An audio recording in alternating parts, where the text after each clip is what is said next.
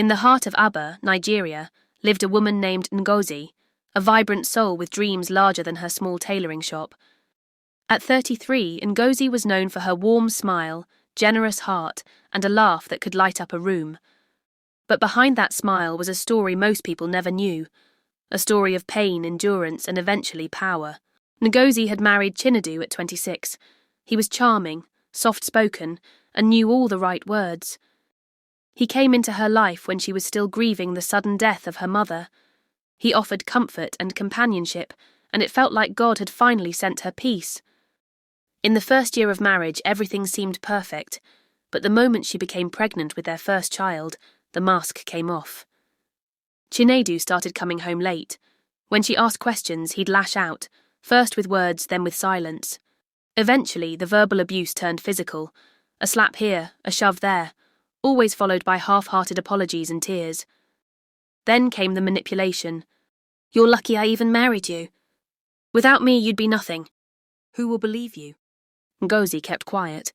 She kept quiet because in her culture, a woman leaving her husband was seen as failure, because she was taught to endure, to pray, to hope. And most of all, because she didn't want her baby growing up without a father. But things got worse. One night, heavily pregnant, she was beaten so badly that her neighbour had to rush her to the hospital. The doctor told her plainly, "If you go back, you might not survive the next one." She looked at her bruised face in the mirror that night and made a silent vow. When her baby girl Ifeoma was born, Ngozi knew she couldn't raise her in fear.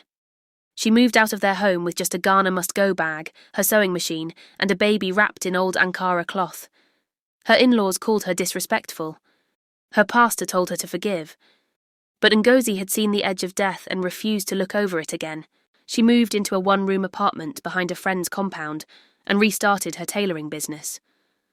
Clients were few in the beginning. Some looked at her with pity, others whispered behind her back. But slowly, her hands began stitching her life back together. Then came the betrayal. Her best friend Adaora, someone who had stood by her through the abuse, opened her own tailoring shop 2 streets away. But she didn't just start a business. She copied Ngozi's designs, stole her customers, and even told others that Ngozi was mentally unstable and couldn't be trusted. For the second time, Ngozi felt like her world was crumbling. It wasn't just business. It was personal. But this time she didn't break. Instead of fighting Adaora or proving herself to others, Ngozi poured everything into her work. She created new designs, added a little fashion training class for young girls in the area, and slowly grew her brand online. One of her posts went viral, a powerful design captioned "Broken but Beautiful." That design told her story more than words ever could.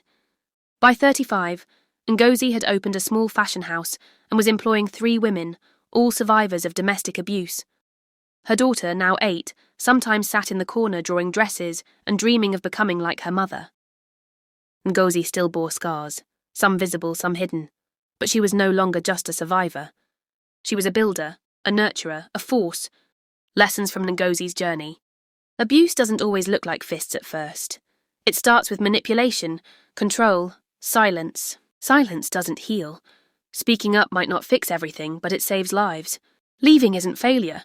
Staying in a place where you're being destroyed slowly is. Betrayal can come from those closest to you, but you can choose to rise instead of react. Healing is never instant.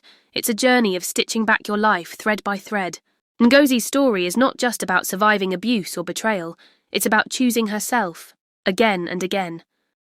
In a world that tried to break her, she became her own shelter, her own hope, and eventually, a light for others. To every woman reading this who feels like she's stuck, like no one sees her pain, your story isn't over. Like Ngozi, you too can rise.